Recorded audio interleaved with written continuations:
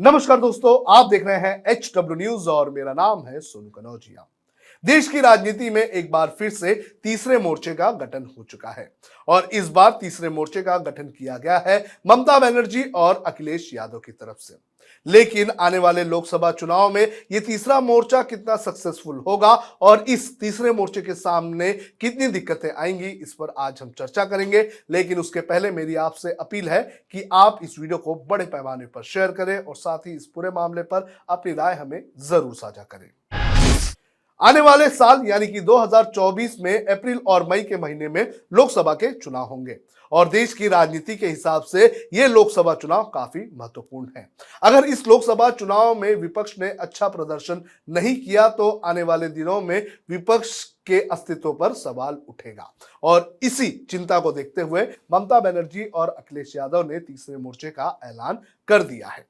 अखिलेश यादव दरअसल कलकत्ता में थे, वहां पर जाकर उन्होंने ममता बनर्जी से मुलाकात की और इस मुलाकात के बाद एक जॉइंट स्टेटमेंट इशू किया गया और इसमें यह कहा गया कि इन दोनों ने मिलकर जो है तीसरा मोर्चा बनाया है और ये तीसरा मोर्चा आने वाले लोकसभा चुनाव में बीजेपी और कांग्रेस के खिलाफ मैदान में उतरेगा।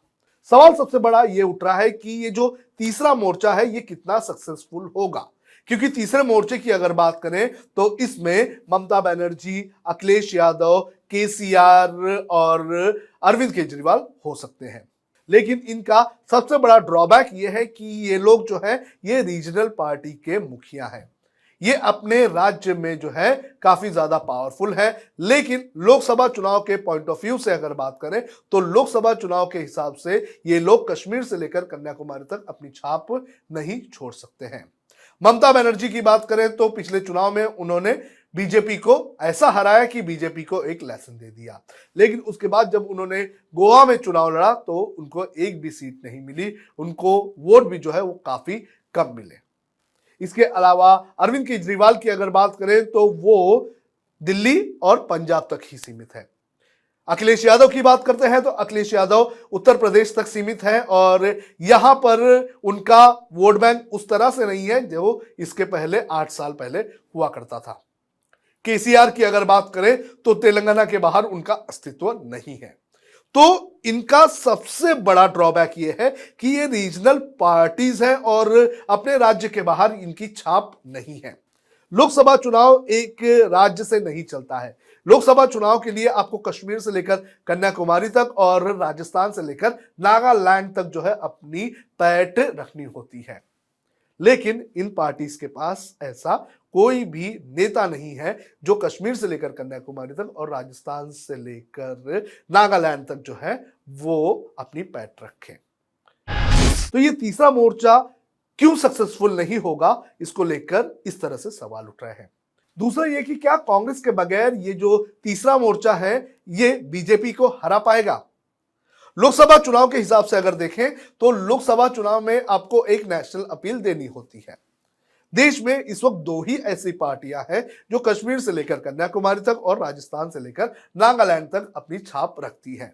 एक तो भारतीय जनता पार्टी जिसकी सत्ता है और दूसरी कांग्रेस। भले ही आज कांग्रेस के दिन अच्छे नहीं है, लेकिन लोकसभा चुनाव के हिसाब से अगर देखें तो कोई भी विपक्ष जो है वो कांग्रेस के बगैर बने ये काफी मुश्किल होता हुआ नजर आ रहा है, क्योंकि बीजेपी के अलावा कांग्रेस ही एक ऐसी पार्टी है जो कश्मीर से लेकर कन्याकुमारी तक अपने कैडर को रखती है। तो ये जो विपक्ष बन रहा है, ये तीसरा मोर्चा जो बन रहा है, इसके लिए ये सबसे बड़ी दुविधा है कि ये कांग्रेस को नहीं ले रहे हैं। अब ये कांग्रेस के साथ क्यों नहीं जाना चाहते हैं, इसके भी 2 वैलिड कारण हैं। सबसे पहले ये कि 2014 के बाद से लगातार कांग्रेस का जो ग्राफ है वो गिरता जा रहा है। कांग्रेस के विधायक और सांसद कम हो रहे हैं। अभी जो ताजा आंकड़े आए थे उस ताजा आंकड़े के अनुसार देश के कुल विधायकों की संख्या में जो है कांग्रेस के विधायक अब सिर्फ और सिर्फ 16% है। जो 3 राज्य के चुनाव हुए थे उसके पहले 24% विधायक हुआ करते थे, लेकिन अब 16% ही विधायक कांग्रेस के इस देश में है। तो कांग्रेस का ग्राफ गिरता गया है। कांग्रेस के खिलाफ जो एंटी इनकम्बेंसी है वो खत्म होती हुई नजर नहीं आ रही है और ये जो तीसरा मोर्चा जो बन रहा है उसका ये भी एक अहम कारण है। ये नहीं चाहते कि कांग्रेस की जो नाराजगी है वो इनको ले डूबे। समाजवादी पार्टी ने इसके पहले उत्तर प्रदेश के विधानसभा चुनाव में कांग्रेस के साथ गठबंधन किया था, तो उस वक्त समाजवादी पार्टी को काफी नुकसान हुआ था। तो ये जो तीसरे मोर्चे की पार्टी है ये कांग्रेस के साथ इसलिए नहीं जाना चाहती है क्योंकि कांग्रेस के साथ जाना ये इनके लिए खतरनाक हो सकता है। दूसरा ये कि ये जितनी पार्टियां हैं, ममता बनर्जी की पार्टी, अखिलेश यादव की पार्टी या फिर आम आदमी पार्टी की बात करें, तो इनका अगर वोट बैंक अगर देखें तो ये कांग्रेस का वोट बैंक ही इनके पास है। समाजवादी पार्टी का अस्तित्व कांग्रेस से ही आया हुआ है। जब कांग्रेस के वोट जो है फिसले तो वो समाजवादी पार्टी के पास आ गए। ममता बनर्जी के वोट्स और कांग्रेस के वोट जो है वो एक तरह के वोट्स हैं। जो आम आदमी पार्टी के वोट्स की अगर बात करें तो वो भी कहीं ना कहीं कांग्रेस के वोटर्स ही उनके पास है। तो ये लोग इसलिए भी कांग्रेस को अपने साथ नहीं लेना चाहते हैं कि अगर ये लोग कांग्रेस को अलायंस में लेकर आते हैं तो कांग्रेस एक बार फिर से जीवित हो सकती है, और अगर कांग्रेस जीवित हुई तो इन रीजनल पार्टीज का वोट बैंक जो है वो खिसक सकता है। तो ये दो अहम कारण हैं जिसकी वजह से ये लोग कांग्रेस को साथ में नहीं ले रहे हैं। और दो मैंने अहम कारण बताया कि किस तरह से ये जो तीसरा मोर्चा है ये सक्सेसफुल नहीं हो सकता है। जो समीकरण है वो ये बताते हैं कि जब तक देश में कोई बड़ा और दमदार विपक्ष नहीं खड़ा होगा तब तक बीजेपी को नहीं हराया जा सकता है।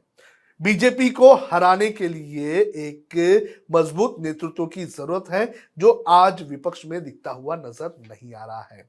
विपक्ष को एकजुट होने की जरूरत है। जो तीसरा मोर्चा है उसे और जो कांग्रेस है उसे, इन पार्टियों को बैठकर एक समझौता करना चाहिए। अगर एक कॉमन मिनिमम प्रोग्राम पर ये लोग नहीं पहुंचते हैं और अलग अलग मोर्चे के तहत चुनाव लड़ते हैं तो इसका सीधे सीधे फायदा बीजेपी को होगा।